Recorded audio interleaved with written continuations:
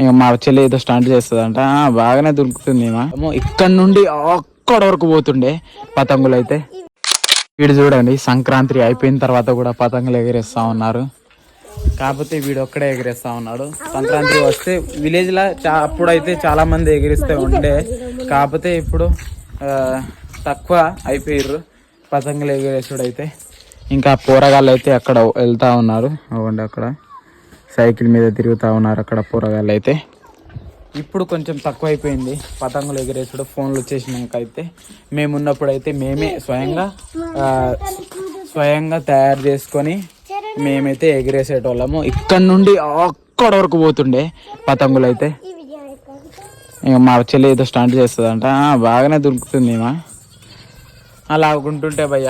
కాకపోతే ఇప్పుడు ఏం లేదు, ఫోన్లో వచ్చేసినాక ఇదే పతంగులు లేవు, ఏం లేవు. ఇంకా వీడియోకి నచ్చినట్లయితే లైక్, షేర్ అండ్ సబ్స్క్రైబ్ చేసుకోండి. ఇంకో వీడియోలో కలుసుకుందాము. Thank you for the watching. Bye bye now.